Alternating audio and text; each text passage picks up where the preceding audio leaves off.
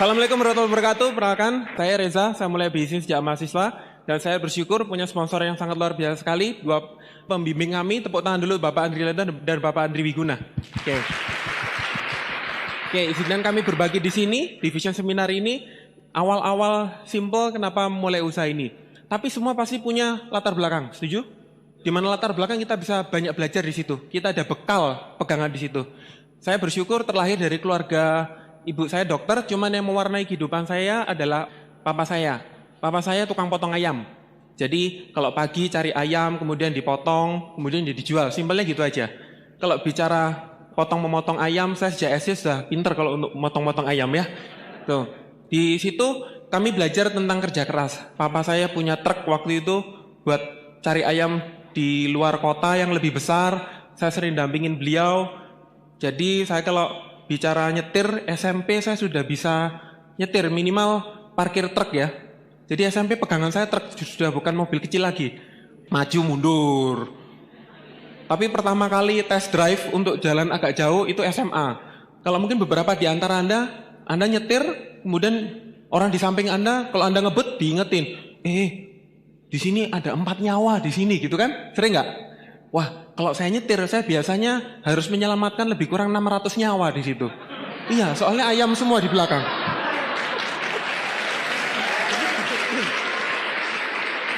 Oke, pertama kita belajar kerja keras. Semua orang tua kita pasti ngajari kita kerja keras. Dan pantang menyerah. Entah kenapa, kadang-kadang yang paling menarik kalau saya melihat mereka kerja keras, itu kadang-kadang jujur ya, itu tanpa kenal lelah ya.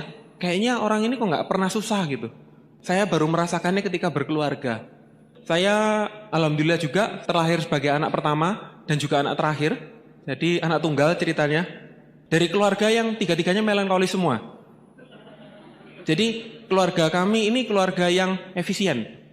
Kami ngomong yang penting-penting aja. Kalau enggak penting nggak usah diomongkan. Oh, enak kan? Salah satu buktinya kami pernah perjalanan keluar kota 4 jam. Di mobil diem semua. Loh, asik nggak? Hemat energi. Ya beda-beda. Kalau papa saya melankolis koleris, mama saya ada melankolis flegmatis, saya lebih ke melankolis sanguin. Terus kemudian SD biasalah.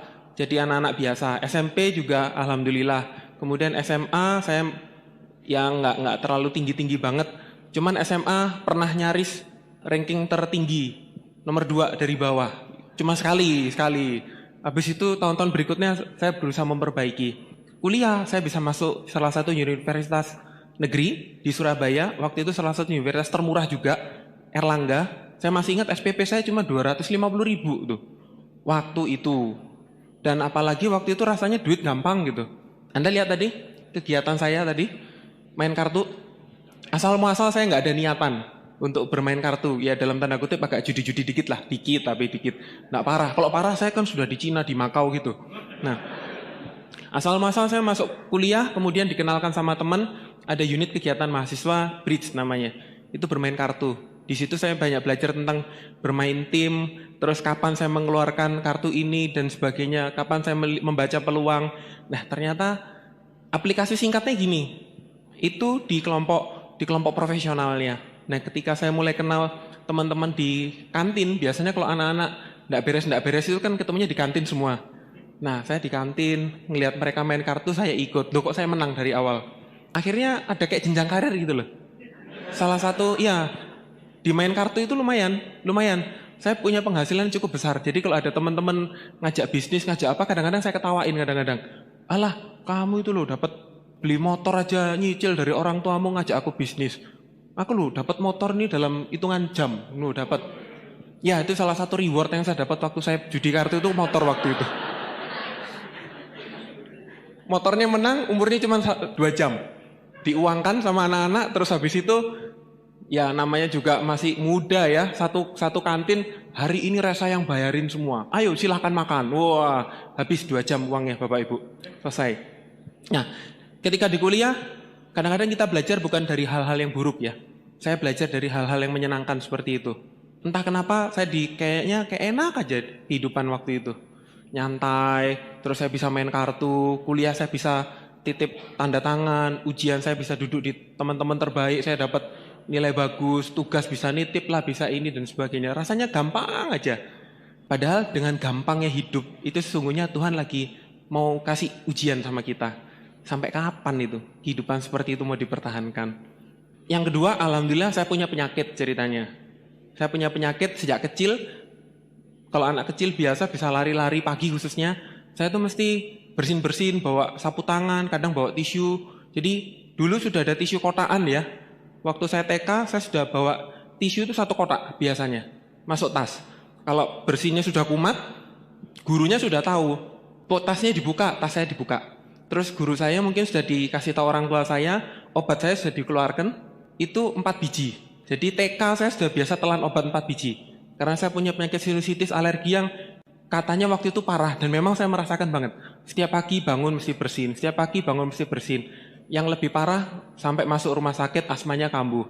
Terus seperti itu, akhirnya sampai pernah kena kuning segala. Ya mungkin karena terlalu banyak obat kali ya. Dan itu berjalan terus dari mulai saya TK sampai umur 23, 24 saya ketemu Tiansi waktu itu. Singkatnya saya ketemu Tiansi waktu itu umur 23 mau 24. Kuliahnya udah selesai belum? Saya termasuk anak yang menikmati kehidupan waktu itu. Kuliahnya berantakan.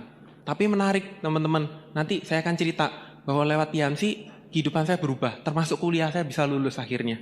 Nah, dari situ, dari asal muasal penyakit itu, saya tahu beberapa teman sudah ngejalanin Tiansi. Waktu itu rame banget di kampus. Wah, Tiansi. Saya cuman berpegang teguh kayak gini. Berapa bonusmu? Karena kalau saya istilahnya jadi pemain cabutan hari Sabtu sama Minggu gitu, main kartu, saya bisa ngantongi waktu itu 2 hari, kadang-kadang 2 juta kayak gitu. Lumayan kan? Anak mahasiswa waktu itu? Lumayan nggak?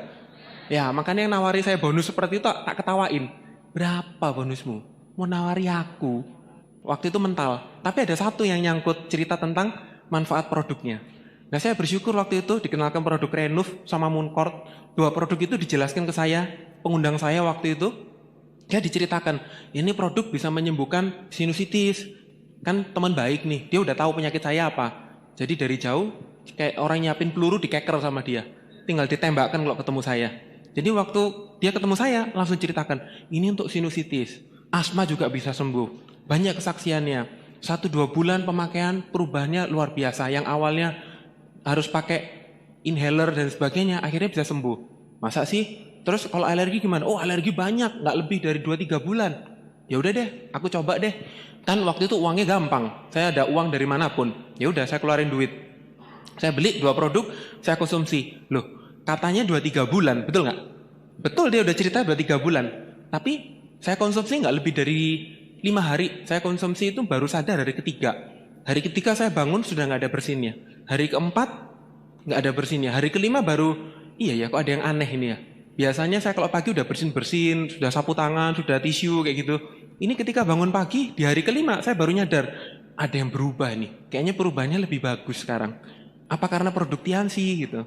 Akhirnya saya baru tahu, akhirnya sinusitis saya yang sejak TK sampai umur 24 enggak sembuh-sembuh, itu sembuh pakai produk Tiansi. Untuk masalah kecilnya, itu 3-4 hari aja udah hilang. Nah, teman-teman yang memulai usaha ini, jangan pernah patah semangat untuk menyampaikan bisnisnya. Kalau orang itu nolak, ceritakan manfaat produknya dengan sungguh-sungguh, dengan tulus. Kalau perlu dikeker dulu, kayak pengundang saya waktu itu. Dia udah tahu penyakit saya, disiapin dulu dari jauh. Tinggal ketemu, tinggal ditembak. Saya asal muasal berkenalan dengan Tiansi dari situ. Apakah itu membuat saya langsung aktif di usaha ini? Ternyata enggak juga. Kembali, lingkungan itu kadang-kadang bukan malah mendukung, tapi lebih banyak orang yang nggak mau ngejalanin usaha Tiansi, bukan karena Tiansinya buruk, tapi karena lingkungannya. Saya salah satu orang yang nggak bisa ngelawan lingkungan waktu itu. Lingkungan saya rata-rata, ya Anda tahu sendiri, kalau udah main kartu teman-temannya seperti apa, saya lebih milih untuk kembali ke lingkungan. Jadi saya pakai produk Tiansi, saya sembuh, alhamdulillah. Udah habis itu, sementara waktu itu saya nggak Tiansi-Tiansian. Karena apa? Egonya masih tinggi. Hari ini ketika Anda bergabung, hati-hati. Di luaran, begitu, yes saya mau semangat, saya mau sukses sama seperti sponsor saya, pengundang saya mau sukses seperti mereka. Hati-hati, di rumahmu, di lingkunganmu, itu ngeri nantinya. Bapak saya juga ngomong kok waktu awal-awal, nah kamu tuh tak kuliahkan tinggi-tinggi kok jadi tukang obat. Banyak nggak yang dikatakan seperti itu? Banyak? Banget? Banget. Terus di kuliah, waktu saya aktif mulai usaha Tiansi, teman-teman karena sudah tahu dulu, tapi entah mereka juga nggak aktif, jadi saya yang termasuk aktif belakangan-belakangan, itu semuanya pada ngejauhin. Wah, akhirnya masuk jaringan orang gila juga nih, si Reza ini. Dan saya mulai merubah sikap kan waktu itu, mulai berpakaian rapi dan sebagainya. Teman-teman waktu itu ya aneh aja kalau ngeliat saya berpakaian rapi. Akhirnya kadang-kadang duduknya sudah disiapin. Saya masuk kampus, kursinya ada banyak, saya dikasih tempat duduk paling ujung. Terus di belakangnya sama di sampingnya itu dikosongin dulu sama mereka. Daerah karantina katanya, biar nggak terkontaminasi. Itu pernah saya alami juga. Jadi singkat cerita, saya cukup butuh waktu nggak lebih dari 2 minggu membuat semua teman saya negatif satu kelas. Nah, syukur alhamdulillah waktu kuliah saya termasuk mahasiswa yang kurang terlalu baik untuk dicontoh ya. Karena nggak pernah masuk, kemudian titip absen dan sebagainya. Kebetulan yang jadi sponsor saya itu salah satu anak pintar yang saya sering nyontek dia. Padahal dia adik kelas. Jadi saya sudah ketinggalan banyak sekali. Beliau adik angkatan saya, ujian saya nyontek dia, tugas saya pinjem dia, dan masih banyak saya itu bergantung sama dia. Dia ini ceritanya aktif di Tiansi. Sedikit-sedikit ngajak pertemuan. Sedikit-sedikit OP lah, VS, ada pertemuan inilah, ada Grand OP lah, ada ini, ada itu. Dan itu dilakukan terus. Waktu di ruang kelas ditawari, ayo ikut yuk ada pertemuan. Enggak deh. Terus kemudian yang paling bete itu pada saat mau ujian. Kan biasanya saya udah deket-deket dia. Ujian belum mulai, itu sudah ditawari. Nanti selesai ujian ada OP loh, ayo datang yuk gitu. Jangankan sebelum ujian, waktu duduk ujian, saya mau nyontek dia. Dia ngomong, sempet gak datang ke OP nanti loh? Bete nggak kira-kira digituin? Sebel nggak? Sebel ya?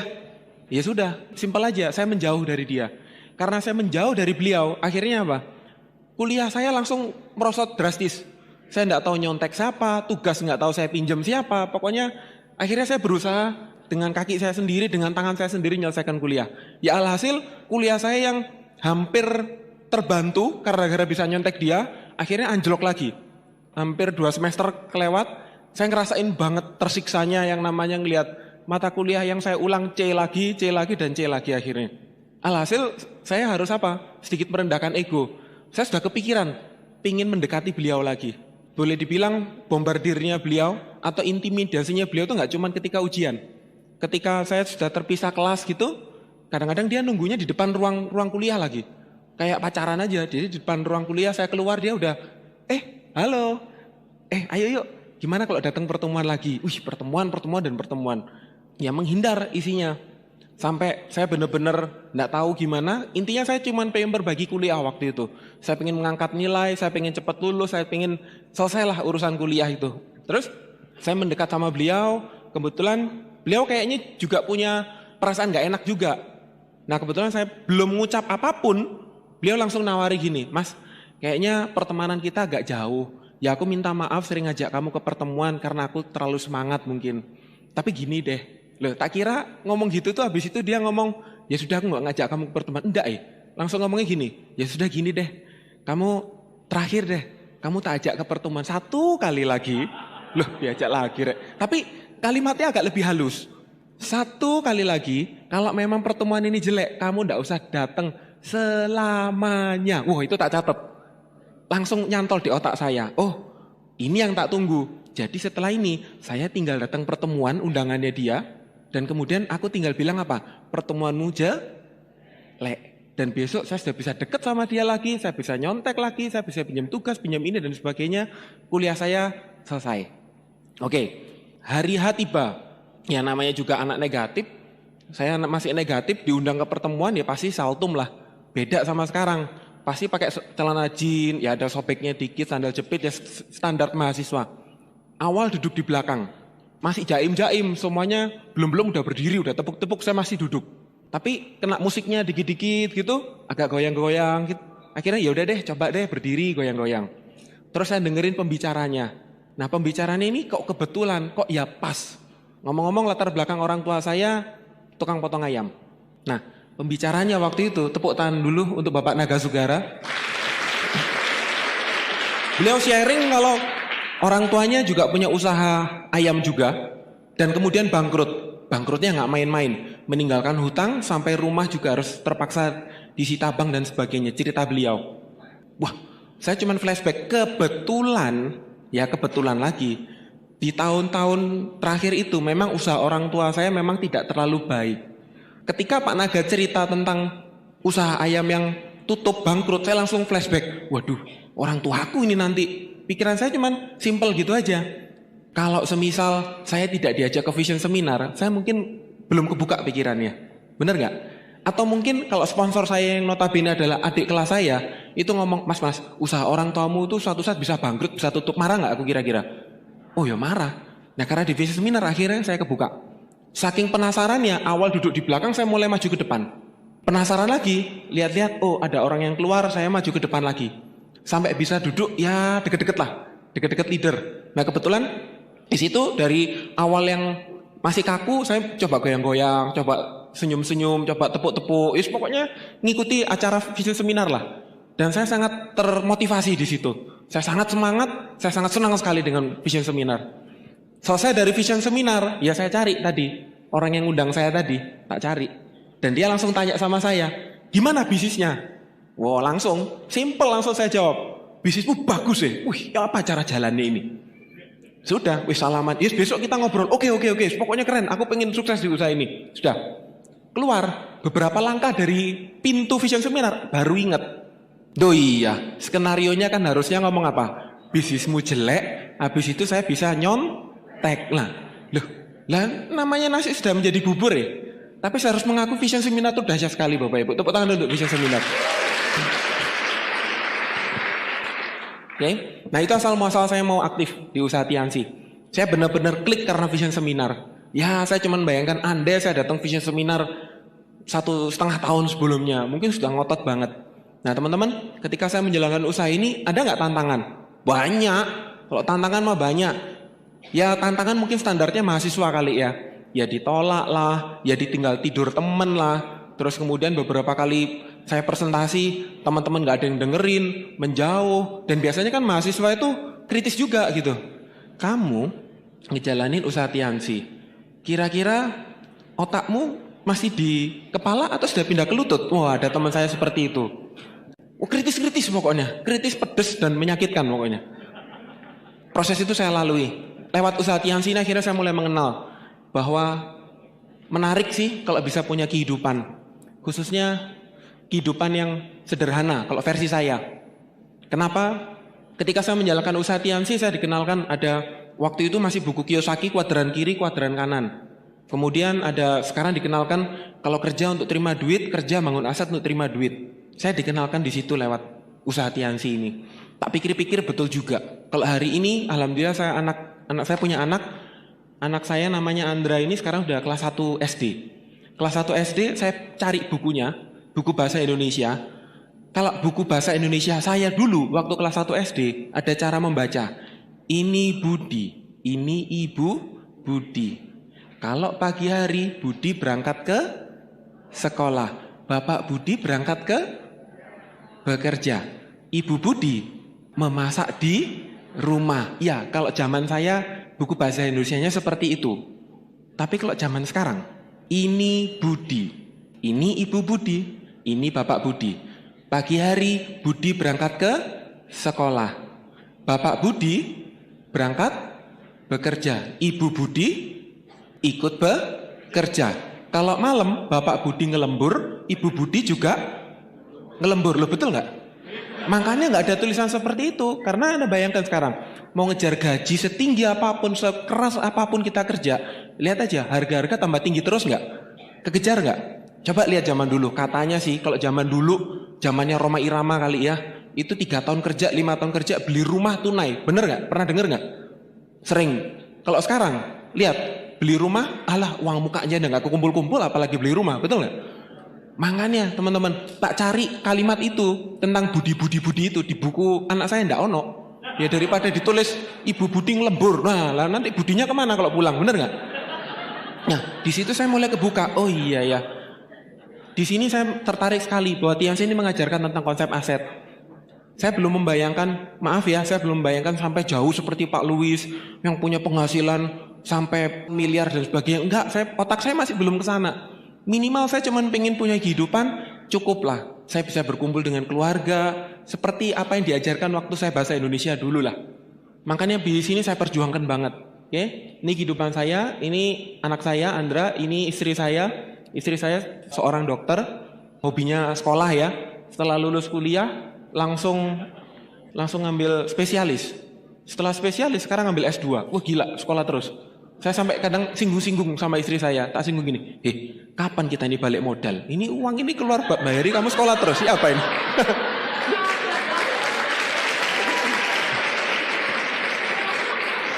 Ya, tapi bayangin, ya untungnya saya udah jalan Tiansi gitu loh.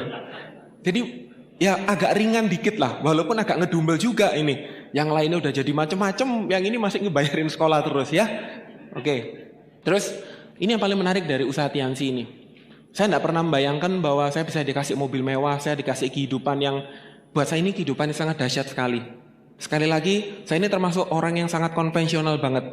Dari dulu kalau diajak ngomong impian, termotivasi, iya. Tepuk tangan, iya. Tapi tidak ada sesuatu yang membuat saya itu semangat kalau diajak ngomong yang mewah-mewah. Walaupun pikiran saya nggak nyampe tentang BMW waktu itu, tapi toh nyatanya Tiansi ngasih saya juga BMW ini, bener nggak? Asik nggak? Itu hal-hal yang menarik. Terus kemudian sama seperti Anda ya, ini saya masih nyimpen foto-foto awal dulu saya keluar negeri itu seingat saya kamera dengan kemampuan 8 giga SD card-nya itu udah paling gede. Tapi nyatanya baru berapa hari aja keluar negeri waktu itu pertama-tama sama Tiansi ke Malaysia sama kemana, itu udah habis duluan itu 8 giga, lu udah full rek. Terus bingung hapus. Lah gimana? Yang namanya orang nggak pernah jalan-jalan, akhirnya jalan-jalan keluar negeri, kencing, foto dikit, masuk kamar mandi, foto, foto, ya nggak? Bener nggak? Yang keluar negeri juga gitu nggak? Ngelakuin itu nggak? Sama ya? Nah itu bukti saking happy-nya. Terus kemudian, ya alhamdulillah ini salah satu hal yang paling saya sukai. Saya kebetulan sempat salah satu target saya ngatrol nilai kuliah, saya jadi kerja sama dosen. Pokoknya ada tugasnya dia suruh ngerjain, saya suruh ngetik gitu. Hampir 2 semester saya ngikut. Demi nilai waktu itu bisa dikatrol jadi B semua lah. Saya ngelihat dosen saya waktu itu hobinya apa? Dikit-dikit beli rumah, dikit-dikit beli tanah, dikit-dikit beli rumah, dikit-dikit beli tanah. Bener gak? Terus kedua, ya walaupun saya melankolis tapi mungkin kebawa sanguin. Akhirnya apa? Masalahnya satu, gak bisa pegang duit. Jadi kalau pegang duit sedikit, hilang. Pegang duit dikit, hilang. Ya karena Tiansi ini, pegang duit dikit, belum hilang kan udah datang lagi. Bener gak? Nah, belum hilang udah datang lagi. Belum hilang lagi, udah datang lagi. Akhirnya saya bisa kumpul-kumpulin. Ini salah satu hobi-hobi saya. Ini harusnya ada satu lagi. Ini tanah pertama saya. Saya waktu itu kalau di Surabaya, menurut saya sudah cukup besar. Ukuran 10x20 di salah satu komplek. Rencananya mewah waktu itu. Rencananya mewah katanya. Ternyata betul, yang beli itu jenderal-jenderal semua. Bahkan ada satu nama jenderal itu beli 12 kafling di situ. Akhirnya dia cuma invest dan tidak ada yang dibangun satupun rumah di situ. Lama-kelamaan akhirnya tanah kafling saya itu jalannya ambles, tanahnya ambles, ya jadi kolam renang kayak gini. Minimal saya punya pinggiran sama jenderal gitu loh. Iya nggak? Saya sempat nawar lagi, saya dapat satu kafling lagi, satu kafling tanah lagi. Yang konon katanya daerah sini akan jadi salah satu jalan nantinya, jalan besar. Ya udah, mumpung ada duit daripada hilang, ya udah tak jadiin yang kedua. Terus yang ketiga, ini saya beli rumah. Ya jujur aja sampai sekarang saya belum pindah ke sini. Akhirnya tak kontrain. Saya masih punya cerita sama rumah ini. Waktu itu saya sama istri udah niat. Iya ya, ayo kita rumah tangga sendiri, nggak enak sama orang tua. Ya walaupun saya anak tunggal. Sudah niat waktu itu. Ternyata istri saya dipanggil sekolah lagi. Oh ya sudah, nunut lagi di rumah orang tua. Akhirnya rumah ini sempat nganggur hampir 6 bulan waktu itu. Nganggur 6 bulan. 6 bulan saya nggak pernah ke situ. Saya datang di belakang rumah saya di halaman itu tiba-tiba sudah ada pohon keres tinggi-tinggi. Bingung saya, kapan saya nanam pohon ini? Ya namanya juga properti, akhirnya saya kontrakkan juga. Tahun kemarin saya beli satu tanah lagi di samping sini. Ini kebetulan waktu itu mau nguruk, ini karung-karung urukannya. Terus sekitar 3 bulan yang lalu saya beli satu lagi. Ini kalau dikumpul-kumpulin, tak hitung-hitung hampir 2 miliar ada nih harusnya ini. Lumayan kan? Ya, boleh dibilang gila ya, saya jujur loh, nggak pernah ngerencanain. Kadang saya bikin dreambook sih, tapi saya nggak pernah bayangin dreambook kayak gini. Bahkan ini belum ada di dreambook saya ini. Ada sih di dreambook saya itu rumah mewah, tapi belum wujud-wujud sampai sekarang. Bener, saya ini salah satu anak yang teledor lah. Saya juga harus minta maaf sama plan saya. Plan saya ngomong A, ya saya berusaha nuruti A, tapi saking teledornya akhirnya nggak wujud-wujud. Tapi lumayan lah, teledor aja masih bisa ngumpul-ngumpulin kayak gini, apalagi yang serius, bener ya? Nah, ini juga dipikirin gini teman-teman. Kalau Anda lihat ini kan daerahnya masuk-masuk ya. Ini salah satu hasil saya home meeting. Anda tahu kalau kita home meeting kan naik motor, masuk-masuk gang, masuk kampung, bener nggak? Nah, di situ kan akhirnya setiap saya presentasi, kadang-kadang orang kampung yang tak presentasi kan mesti Pak RT, Pak RW gitu kan. Lah RT RW ujung-ujungnya mesti nawarin, "Dik, kamu enggak mau Dik beli tanah kayak gitu-gitu." Nah, saya dapat tanah-tanah kayak gini dari ketika home meeting. Jadi kesimpulannya gini, saya prospek mereka beli produk, mereka prospek saya beli tanah di sana. Nah, jadi enak ya, ACDC ya, dapat semua istilahnya. Saya tahu tempat-tempat blusuk-blusuk kayak gini, saya dapat harga murah dan sebagainya ketika home meeting itu. Jadi buat teman-teman yang home meeting masuk desa, masuk daerah itu dinikmati aja udah. Nikmatin aja, walaupun jalannya sempit, walaupun kadang-kadang beberapa kali saya naik mobil, beberapa kali akhirnya udah naik motor aja deh, dinikmati. Kalau hujan ya hujan, biarin aja. Di situ akhirnya bisa ketemu-ketemu kayak gini. Ya ini efek salah satu tambahan lah dari hobi home meeting. Masuk-masuk gang itu nanti ketemu properti-properti yang nemu-nemu kayak gini lah istilahnya. Nah, pernah nggak Anda menjalankan usaha tiansi dan ketemu kesulitan, ketemu kendala, ketemu hambatan? Bahkan waktu itu, maaf, buat Anda yang sudah jalan, downline Anda tiba-tiba nggak ada yang mau jalan. Upline Anda dicari juga nggak ketemu. Anda cuma seorang diri. Pernah nggak ngerasain kayak gitu? Sering? Sering ya. Kadang-kadang itu cuma kebawaan pribadi aja. Apalagi yang melankolis. Hati-hati yang melankolis, ngomong-ngomong dengan dirinya sendiri, suka mencari jawaban-jawaban sendiri. Habis itu pusing-pusing sendiri, bener nggak? Ya, itu stres sendiri. Kondisi itu membuat saya sering sekali, kalau Anda tanya sama saya, "Pak, kayaknya jalan tiansinya lancar-lancar terus, mulus-mulus terus." Kagak juga, saya juga ngalamin kok. Sampai sekarang juga masih ngalamin gitu. Ya udah, dilewati aja. Ya kadang-kadang dalam hati saya ngomong gini, ya kalau waktunya turun ya sudah. Kalau waktunya naik, ya alhamdulillah gitu loh teman-teman. Nggak usah terlalu dihebohkan dalam hal-hal kayak gitu. Tapi kita tetap perlu mengejar hal-hal yang tertinggi. Saya merasa sendiri waktu itu. Mau ngejar 4 ke 5 nggak salah. 4 ke 5, ya saya sudah tahu bis di usaha ini yang awalnya saya cuma taunya jualan, akhirnya saya bisa merubah pola pikir menjadi presentasi dan ngajak pertemuan. Yang penting presentasi. Pola pikirnya udah kebentuk. Presentasi ditolak, ya udah presentasi yang kedua. Presentasi kedua ditolak, ya udah yang ketiga dan seterusnya. Pasti ada yang join. Karena di situ adalah pola kita ngebangun asetnya. Awalnya nggak nyantol. Karena apa? Saya terdidik dari tukang potong ayam, pedagang ayam istilahnya. Ayamnya berapa, dijual berapa, dapat untung berapa. Tahu-tahu suruh presentasi, ditolak orang. Kan nggak dapat duit, ngapain dijalanin terus? Awalnya gitu. Karena konsep asetnya udah jalan, akhirnya saya ngelihat, oh berarti presentasi harus digencarkan. Harus membabi buta, harus ke sana, ke kiri, ke kanan, ke atas, ke bawah, pokoknya presentasi kemana-mana. Pernah satu waktu saya presentasi, 1 minggu, itu nggak ada yang join. Padahal loh, saya kan di kampus nih ceritanya. Kalau Anda cuma tanya, "Pak, sehari presentasi berapa kali? Sekali? 2 kali? Aduh, jangankan 2 kali. Di kampus mah gampang, mau 5 kali aja bisa." Kok bisa? Iya, nggak perlu undang-undang teman, nggak perlu. Saya nongkrong di masjid kampus, ada anak mau sholat, tak toleh gini kenalan, bisa dipresentasi nggak langsung? Bisa. Jadi waktu itu Anda kalau tanya, "Pak, sebulan presentasi berapa kali?" Ya kalau 60 kali mah lebih lah. Cuman cerita, cuman buka flipchart gini kok. Gampang nggak kira-kira? Gampang. Tapi itu pernah tak jalanin, 1 minggu nggak ada yang join. Sadis nggak kira-kira? Ini apa? Ini sudah mau tutup buku. Ya, sudah mau tutup buku, apalagi ada keyakinan sudah mau tutup buku, ini tanggalnya tanggal tua, siapa yang punya duit, apalagi melankolis ya, pikirannya udah jelek tok isinya. Tapi masih tetap presentasi sana, presentasi sini, ke temen, ke sini, ke situ. Ngomong-ngomong temen udah pada ngejauh semua. Apalagi satu kelas, satu gang tempat saya kos-kosan, itu udah tahu semua. Hati-hati nek Resa datang. Ya sudahlah, saya cuma menjalin hubungan, artinya saya nggak bisa presentasi di daerah-daerah situ. Sak nemunya saya presentasi, tak presentasi. Bisa buat janji? ya saya presentasi. Kok saya nggak bisa buat janji, ya saya prospecting. Intinya gitu aja. Tapi kok ya kebangetan loh, nggak ada yang join nih, 1 minggu ya. Nah, sampai akhirnya 1 minggu itu sudah nggak ada yang join, ketambahan minggu kedua nggak ada yang join lagi. 2 minggu, jangkep sudah istilahnya. Genap 2 minggu nggak ada yang join. Ya namanya juga kemana-mana naik motor, waktu ban bocor, ya saya harus nuntun. Beda sama mobil. Kalau mobil minimal bisa keluarin dongkrak, atau kalau yang naik BMW tinggal terabas aja lah. Nanti tinggal cari pompa terdekat. Oke, nah karena naik motor ya sudah, tak tuntun motornya.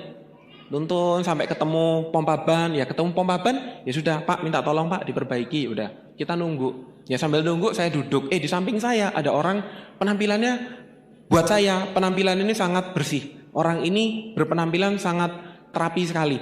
Laki-laki dengan potongan rapi, kemudian dia pakai kemeja walaupun nggak pakai dasi, tapi saya tahu nih kemeja bukan kemeja murah juga. Dia duduk di samping saya, sambil saya tanya. Kadang-kadang kalau dulu kan belum tahu yang namanya prospecting harus kenalan. Yang penting kan targetnya presentasi. Jadi saya cuman, Pak ada waktu, saya nggak kenalan waktu itu. Pak ada waktu, lah dia cuman mengangguk aja. Oh ada berarti, ya udah langsung keluarin senjata rahasia, flip chart keluarin.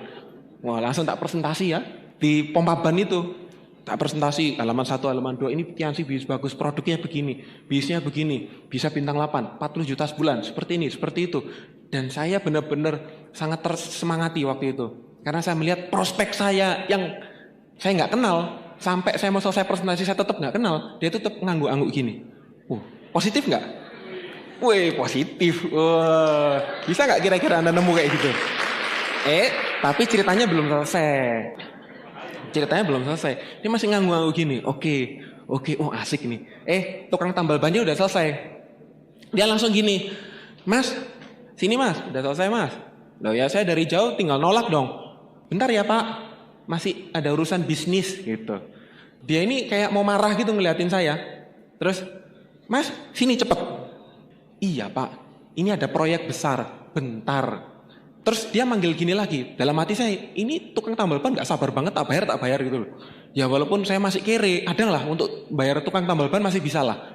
Minimal tinggal KTP kan, kalau nggak anu kan, bener kan? Wes, di situ dia terakhir-akhir manggil gini, cepat ke sini. Ya saya cuma ngeliat waktu itu. Yang ketiga, ya dengan muka emosi, ini proyek mau closing kok dipanggil-panggil, wah ini nggak tahu diri ini tukang tambal ban ini gitu kan. Terus terakhir-akhir dia cuma bilang gini. Nah, dia ngasih aba-aba kalau orang di samping saya itu orang gila. Awalnya saya nggak yakin, saya nggak percaya karena saya tahu dia pakai pakaian yang sangat rapi dan rapinya bukan baju murah loh. Dia pakai celana juga bukan celana murah dan dia mengangguk-angguk. Tapi lama-lama saya juga penasaran juga. Flip chartnya tak tutup, dia mengangguk. Flip chart tak masukin tas, dia masih mengangguk. Saya berdiri, dia tetap mengangguk. Wah, akhirnya saya percaya itu orang gila yang lagi tak presentasi.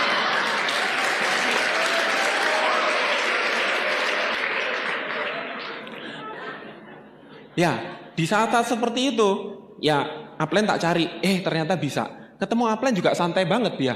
Saya cerita dengan yang grundel dong pasti, bener nggak?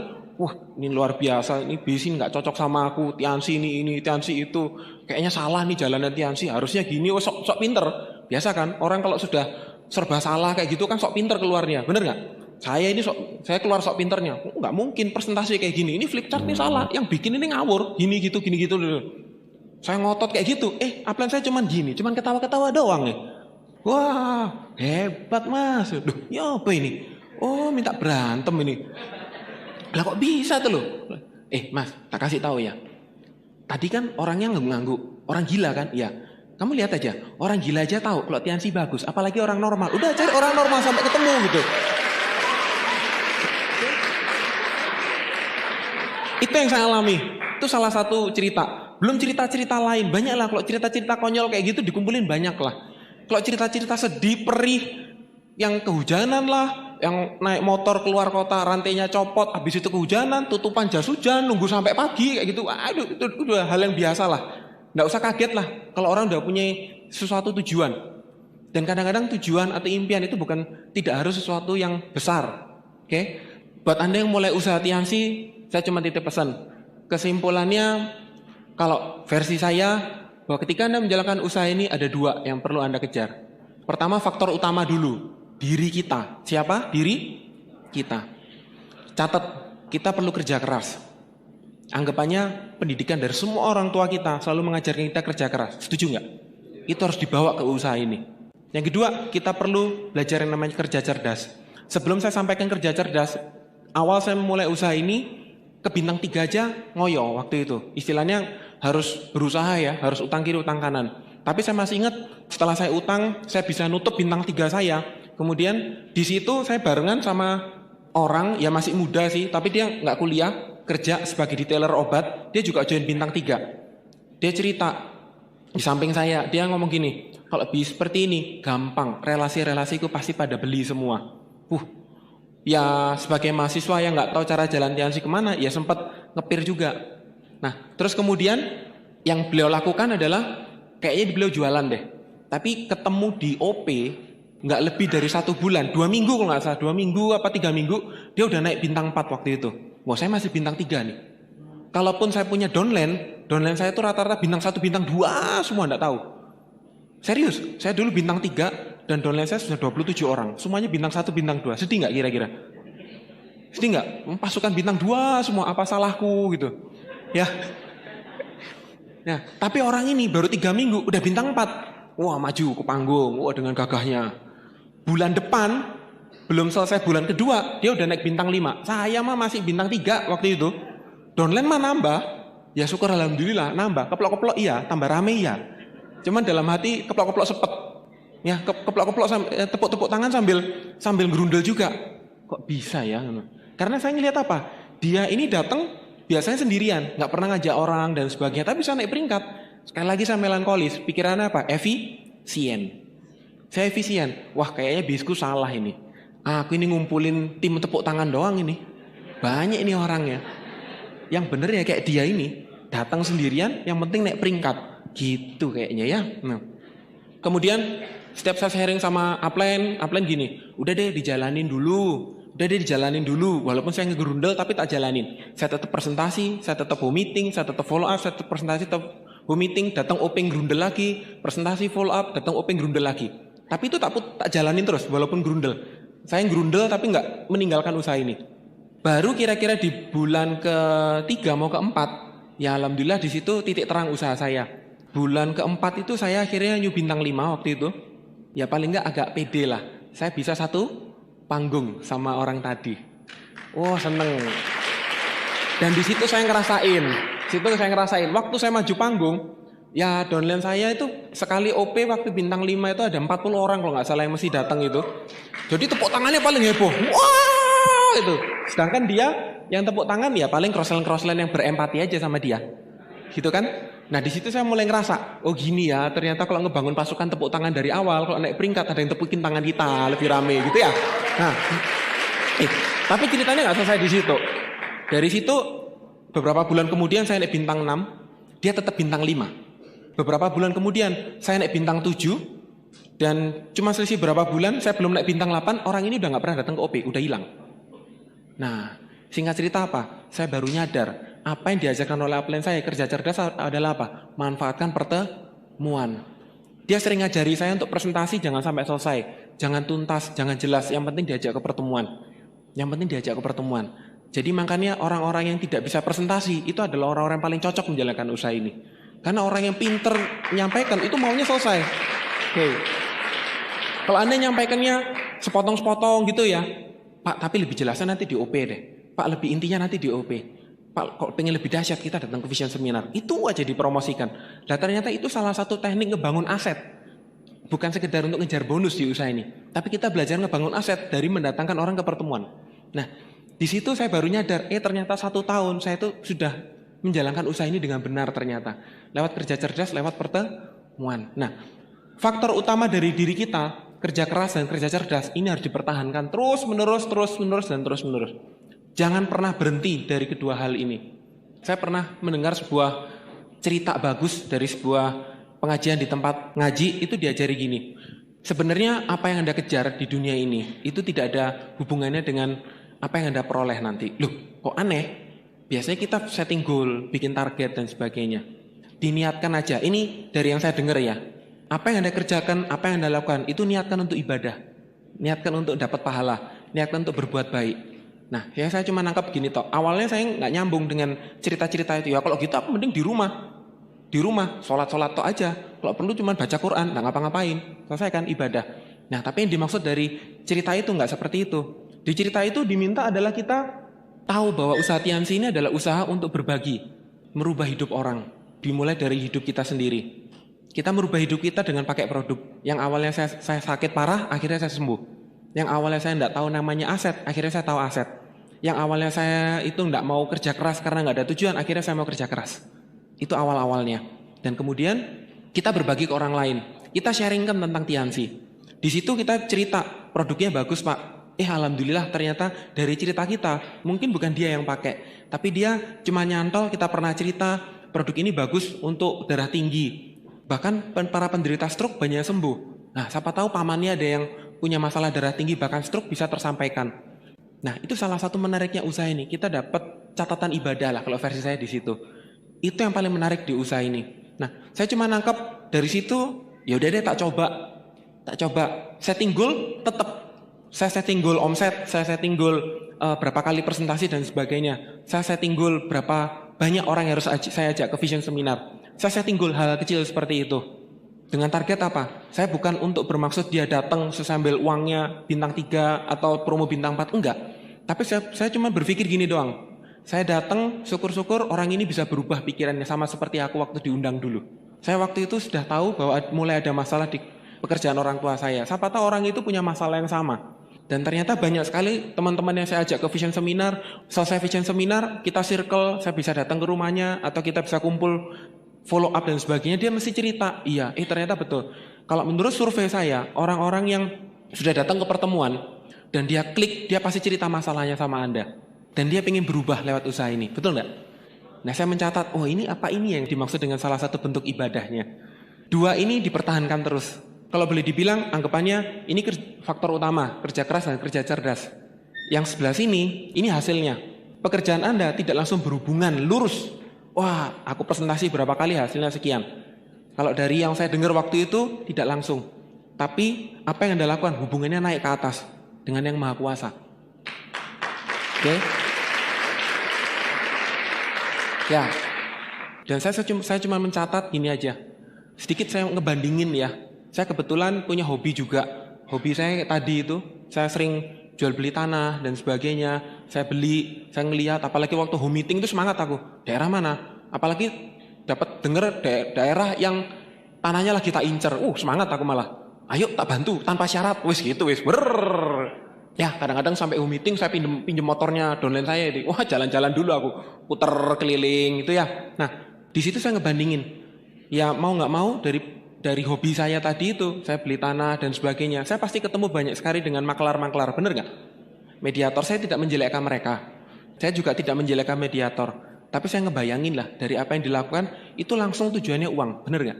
Nah saya ngebandingin dengan apa yang saya lakukan. Padahal kalau saya dengar yang namanya mediator, kadang-kadang sekali profit mereka langsung 100 juta. Kadang pernah profit 300 juta dibagi cuma 4 orang. Kaya raya nggak harusnya? Kaya raya, tapi begitu dapat uang, uangnya kemana? Habis juga, nggak tahu. Kayaknya seakan-akan kalau kita tujuannya untuk uang, uang itu pasti lewat aja. Saya berusaha ngebandingin nih. Anggapannya saya ini orang nggak terlalu pintar uang. Tapi saya niatkan menjalankan usaha ini untuk ibadah. Saya niatkan betul saya bisa berbagi.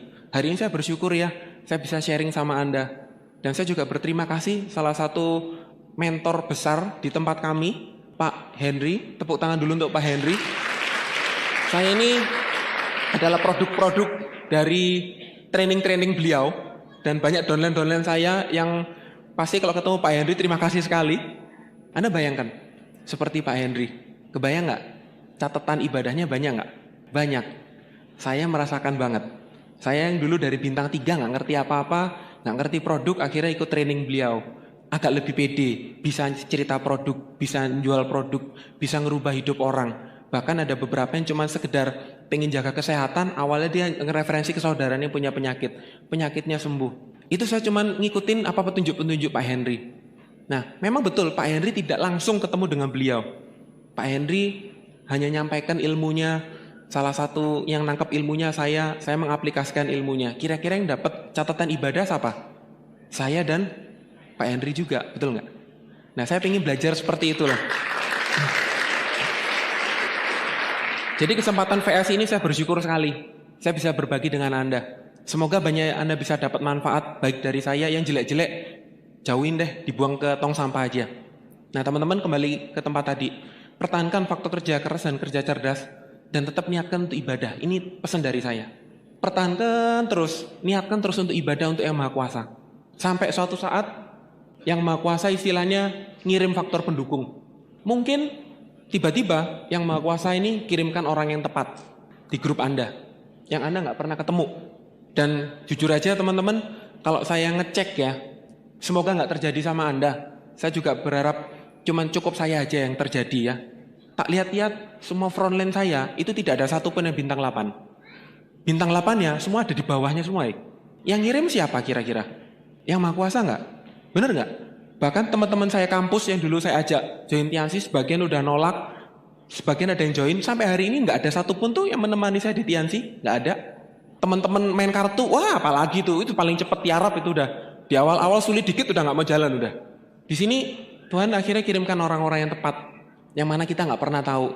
Mungkin beberapa di antara Anda nanti selesai acara ini Anda punya semangat. Anda punya komitmen, Anda ngomong sama Tuhan, aku mau sukses, ngomong sama plan Anda, oh thank you, aku mau kayak gini. Biasanya sih, katanya, kalau orang sudah punya komitmen seperti itu, Tuhan langsung dengar biasanya. Kalau udah didengar sama Tuhan, Tuhan langsung kirim kado buat kita. Yang namanya ujian, biasanya gitu. Nggak langsung, aku mau Scoopy, oh langsung geledak Scoopy di depan, nggak mungkin. Kirim dulu, mungkin hari ini semangat, pulang sampai rumah, cerita sama keluarga maki-maki Anda. Hah? Tiansi? Kamu tahu, tetanggamu gini. Anda ngomong satu kalimat, ibu Anda mungkin 10 paragraf. Mati nggak Anda kira-kira? Masalah pertama, semangat kayak gini buat yang punya downline. Cari-cari downline kok nggak ada kesini ya. Wes, pulang VS, aku semangat. Pembicaranya dari Surabaya, pokoknya semangat. Mau tak sampaikan ke downline ku yang nggak datang. Cari downline ku, akhirnya ketemu. Downline cuma ngomong kayak gini. Maaf ya, kayaknya aku nggak lanjut dulu deh. Kamu lanjutkan perjuanganmu. Oh, bisa jadi cobaanmu kayak gitu, bener nggak? Biasanya kalau orang punya komitmen, langsung didatangkan ujian. Tapi ada berita baiknya juga. Buat kita yang punya komitmen, dan tiba-tiba kena masalah kayak gitu. Artinya apa? Komitmen Anda didengar nggak sama Tuhan? Didengar. Tinggal satu ujian diselesaikan. Kalau ada ujian lagi diselesaikan. Ada ujian lagi diselesaikan. Dikirim nggak akhirnya berkata sama Tuhan? Kirim. Lah ini boleh ditepuk tangani kalau yang ini. Oke? Ya mohon maaf. Saya bukan orang koleris yang bisa cerita masalah ya. Nek cerita masalah kayaknya sulit gitu loh disampaikan. Berat gitu loh nyampaikan. Udah cerita yang happy-happy aja deh. Paling jelek yang konyol-konyol aja deh. Kalau yang menyakitkan tak buang jauh-jauh deh. Nah, kadang-kadang dari perjuangan Anda ini Tuhan akhirnya kirimkan waktu yang tepat. Salah satu hal yang menarik, waktu itu saya jadi bintang 8, mau bulan kedua mau bonusan.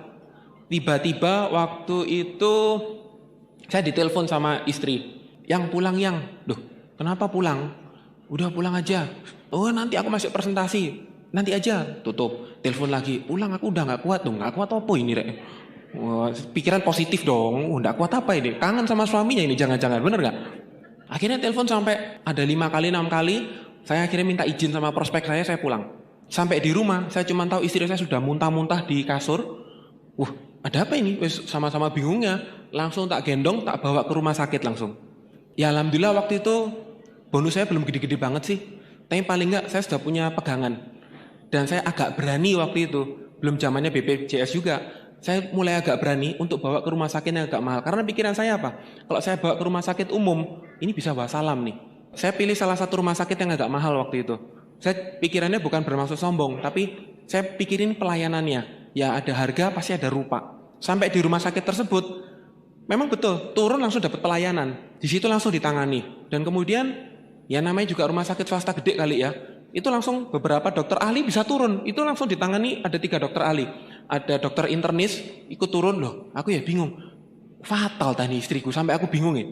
Ya waktu itu istri saya sudah gak sadarkan diri, cuman bisa tangannya cuman gerak-gerak gini aja. Alhamdulillah mertua lagi di Surabaya, pegangi istri saya, Wulan bangun, istri saya namanya Wulan. Wulan bangun gitu. Sampai terakhir itu spesialis obgyn ya, kebidanan. Itu dia datang cuma ngomong gini, hamil tak ini? Duh, enggak tahu dok. Duh, lah kamu suaminya kan? Duh, ya saya enggak tahu dok. Ambil test pack. Akhirnya di test pack, oh ya udah, siapin ruang operasi, siapin ini, siapin itu. Langsung masuk ruang operasi. Ketahuan istri saya waktu itu hamil di luar kandungan. Dan ternyata ada survei di Indonesia, 90% penderita hamil anggur istilahnya, atau hamil di luar kandungan, itu tidak terselamatkan.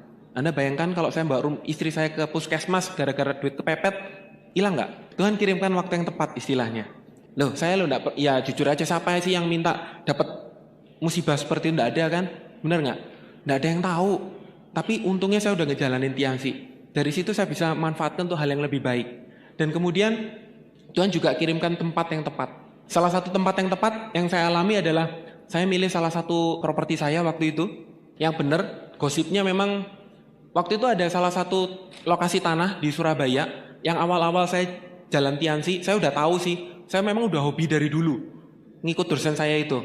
Saya dengar waktu itu harga tanahnya 800.000, kira-kira sekitar 8 tahun yang lalu, udah jalan tiansi saya. Tapi belum ke arah sana, 8-9 tahun yang lalu. Hari ini harga tanah itu yang awalnya 800.000 karena dibuka jalan baru, itu sekarang harga tanahnya jadi 20 juta per meter. Mantap nggak kira-kira? Dan alhamdulillah saya cuma dengar-dengar kabar. Saya cek, lihat gambarnya, saya main-main ke tata kota, saya ngeliat ini ada jalan yang mau dibuka baru ini. Lihat tabungan, oh iya pas cocok ini, pas ada ini. Ya udah deh, saya bisa beli. Katanya sih 2018 apa 2019 itu jalan dibuka. Wah, saya tinggal nunggu aja nih. Kapan lagi bisa jadi miliuner kayak gitu, bener nggak? Ya waktu itu saya cuma beli, sayangnya cuma satu kafling gitu loh. Kemarin nawar lagi harganya udah naik 200 juta. Oh sayang, nggak jadi deh. Beli satu kafling aja. Tapi satu kafling itu perkiraan saya nanti kalau dijual, awalnya saya beli cuma 200 juta. Kalau ini semua benar, ini dijual ya sekitar 1,4 M lah satu kafling. Lumayan kan? Di tempat yang tepat. Kita nggak pernah tahu. Karena apa? Tuhan kok yang kirim.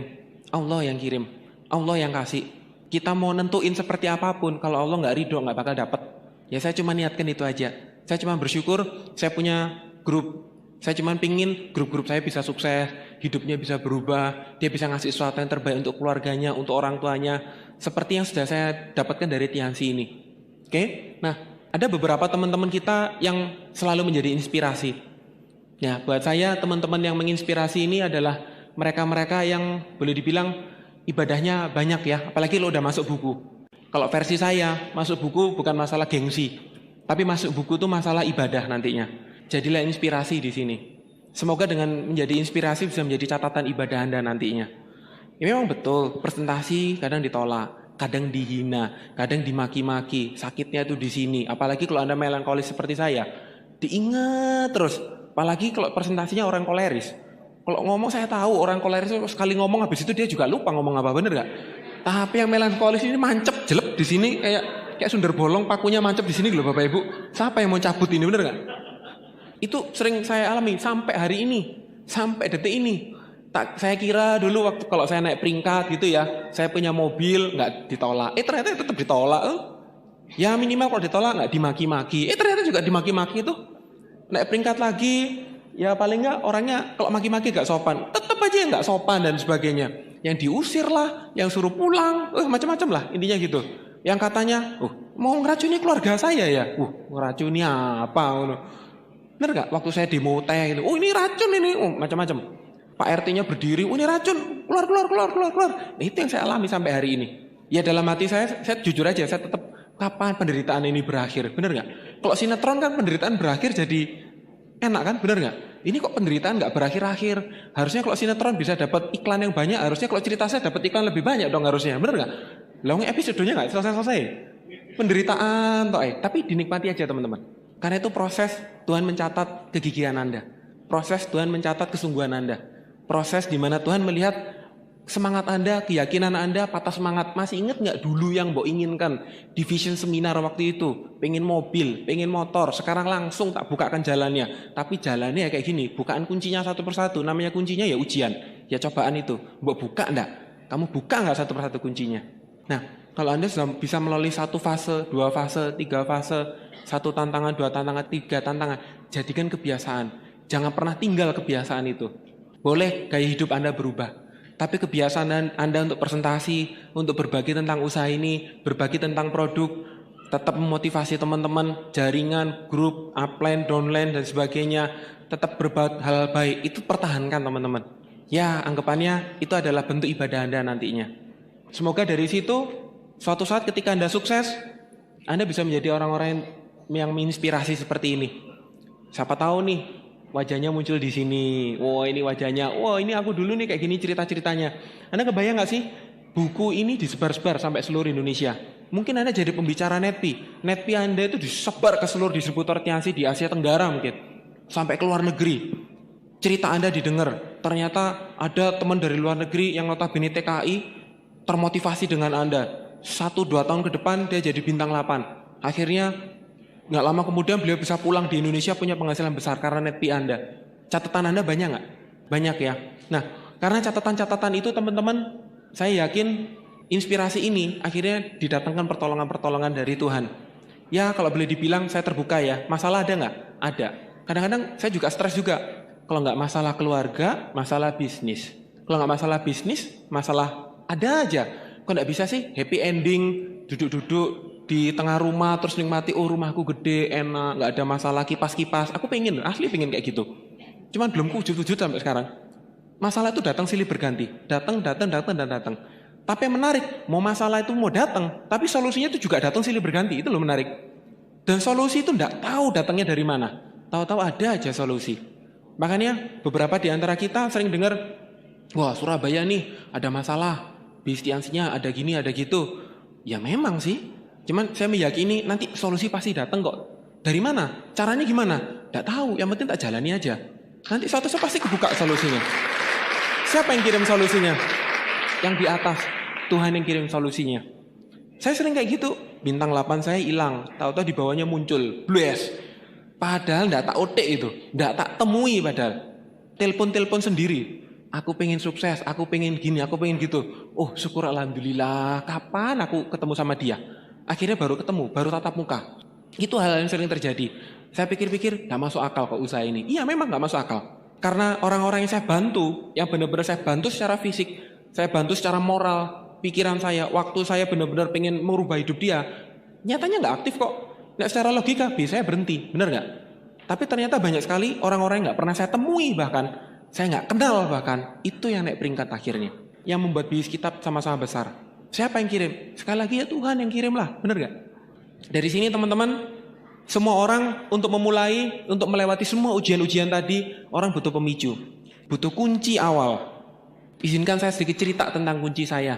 Anda tahu, Anda lihat saya bukan orang yang halilintar, menggebu-gebu bukan. Kayaknya kayak angin sepoi-sepoi lah. Jalan seperti air mengalir. Ya, itu saya.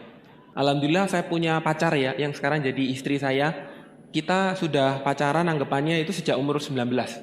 Lulus SMA, saya pacaran sama dia. Dia masuk kuliah kedokteran, saya masuk kuliah ekonomi. Karena sama-sama satu kampus, paling enggak saya ngapelnya gampang. Saya seneng aja, pacar saya tuh nggak pernah nuntut banyak sama saya. Seneng banget, bener-bener pacar idaman lah. Dan kebetulan pacar saya juga nggak macam-macam. Saya tinggal bilang, tiap hari tak kasih kunci. Apa sih kuncinya? Kunci cinta kamu. Wah udah selesai teman-teman. Ya, kalau dia keringetan tak kasih love you. Udah selesai. Itu berjalan bertahun-tahun. Hampir 6 tahun kita pacaran. Sampai umur 24. Kira-kira umur 24 itu ya baru masalah timbul. Dan alhamdulillah yang namanya masalah bukan muncul dari pacar saya. Tapi munculnya dari bapak mertua. Kan ceritanya kalau Anda menikah, kan menikah itu bukan laki-laki menikah dengan perempuan. Betul nggak? Menikah itu gimana? Keluarga dengan keluarga, bener? Nah, buat yang pacaran harus dipertimbangkan itu. Bobot, bibit, bebet, status Anda harus bisa berubah. Sampai tiba satu saat, ya karena Anda tahu latar belakang saya, kuliahnya berantakan, hobinya main, pokoknya hidup itu semuanya serba nyaman aja. Saya nikmati aja kehidupan kayak gitu.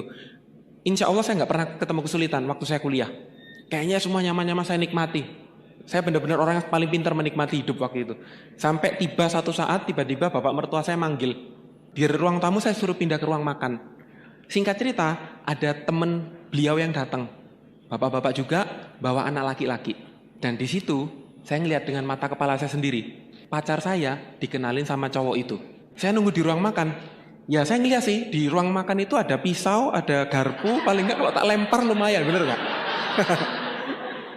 Itu kejadian pertama. Kejadian kedua, saya dipanggil lagi ke ruang makan lagi. Feeling sudah pasti dikenalin lagi nih gitu. Waktu itu saya udah ngerasa kayaknya nggak jodoh nih. Kayaknya saya nggak bisa nih sama pacar saya ini. Kayaknya nggak cocok nih. Jalannya sudah beda nih. Waktu itu saya sudah sempat ngeluh kayak gitu. Karena apa? Beberapa cowok-cowok yang dikenalin waktu itu rata-rata mereka sudah mapan hidupnya ya. Saya sempat curi-curi dengar ada yang sudah koas ya, istilahnya sudah mau lulus dokter. Saya tahu lah dokter itu semiskin-miskinnya berapa sih dokter, bener gak? Kalau saya ngejar dengan sarjana ekonomi nutut gak? Ya logika aja, yang sarjana ekonomi kira-kira nutut gak ngejar penghasilan dokter? Gak nutut, ya kan? Nah, kemudian ada lagi waktu itu kenalan juga yang cowok itu sudah usia 28 gak salah, sudah kerja di bank, punya posisi yang cukup bagus lah istilahnya. Dan saya cuma denger-denger doang di meja makan gitu. Cuman curi-curi denger sambil gerundel. Gerundelnya, oh dasar bapak mertuaku gini. Oh sampai pernah ngomong gini, awas ya nggak tak kawin anakmu, kayak gitu loh. Loh serius saya pernah gerundel kayak gitu. Itu gerundel orang-orang yang putus asa, bener nggak? Orang-orang yang nggak tahu mau jalannya mau kemana. Sampai inget saya 3 kali saya diperlakukan seperti itu. Awal saya gerundel tapi akhirnya saya bisa nerima. Dalam posisi pusing stres seperti itu, dengan hubungan pacaran saya di kampus, nilai saya anjlok-anjlokan.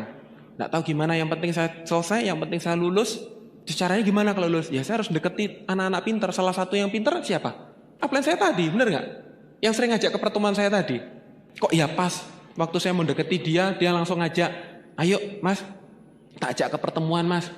Tapi kali ini 1 kali aja. Kalau pertemuan ini jelek, kamu nggak perlu datang lagi. Itu bener-bener dalam posisi seberat saya, itu ya versi saya berat waktu itu. Buat saya sih. Waktu itu saya langsung, yaudah aku datang. Minimal kuliahku selamat lah. Dalam hati saya kayak gitu.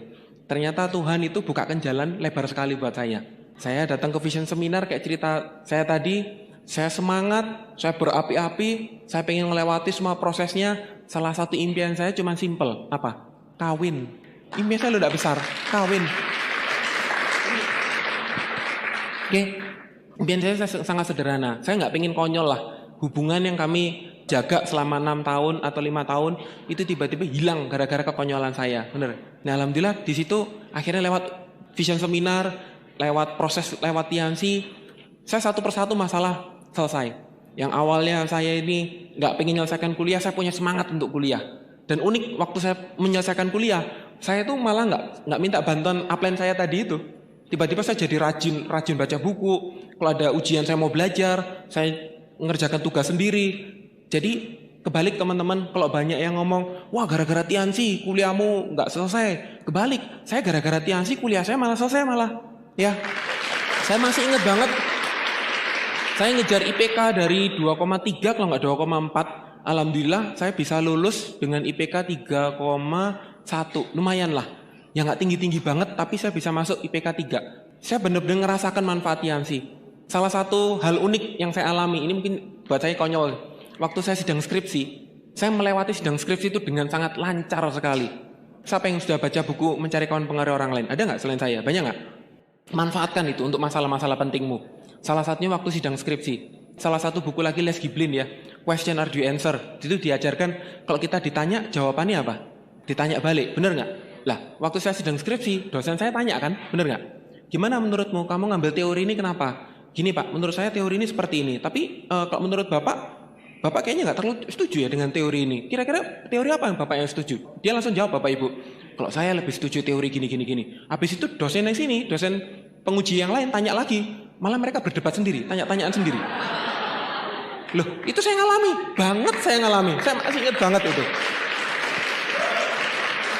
Akhirnya saya selesai dikasih tahu, wah kamu ini salah satu mahasiswa yang paling teladan. Tapi gitu, kenapa kuliahmu tuh kok molor? Kamu lu pinter, kamu lu bisa jawab semua pertanyaan-pertanyaan. Dalam hatiku, aku jawab apa aku dari tadi? Bener nggak? Dosennya jawab sendiri kok. Tapi dengan teknik-teknik seperti itu kita bisa gunakan. Itu salah satunya, saya bisa lulus. Oke, jadi hubungan saya hampir berakhir. karena kebodohan saya sendiri. Alhamdulillah Tuhan tunjukkan Tiansi waktu itu. Sampai akhirnya alhamdulillah saya waktu itu 1 tahun bintang 7. Saya pulang saya sempat keluar negeri kemana gitu. Ya ceritanya saya kan datang nih bawa oleh-oleh. Kali ini bapak mertua pertanyaannya beda. Oh kayaknya pacar saya udah cerita. Mas baru pulang dari luar negeri? Nggih pak. Iya pak saya baru pulang dari luar negeri. Duh ngapain? Dinas pak saya pak. Loh boleh gak? Boleh kan? Oh sudah lama kerjanya? Oh ya alhamdulillah pak 1 tahun. Kalau boleh tahu mas gajinya berapa? Ya alhamdulillah gaji saya semua bulan ini 12.700.000 pak. Loh kok gede banget? Bapak mertua saya langsung, loh kok gede banget? Emang kerjanya apa toh?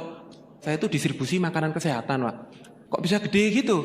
Ya saya kan diminta untuk membina beberapa cabang. Berapa cabang yang dibina? 500 pak. Lu ya bintang 7 kan 500, bener gak sih? Kaget bapak mertua saya langsung. Hah? Wah, ya alhamdulillah teman-teman sejak saat itu, sejak tank itu 8 bulan kemudian saya nikah waktu itu. Ya teman-teman, saya cuma titip pesan. Memang benar, seseorang kalau sudah ketemu kuncinya, pegang erat kuncinya. Buat saya impian tidak harus sesuatu yang besar, tapi sesuatu yang membuat Anda mau bersungguh-sungguh. Apalagi Anda akan kehilangan sesuatu. Biasanya itu impian yang kuat sekali. Saya hampir kehilangan pasangan saya waktu itu. Boleh dibilang kalau saya kehilangan pasangan saya kehilangan masa depan. Setuju enggak? Temukan sesuatu yang akan hilang dari diri Anda. Cari di situ.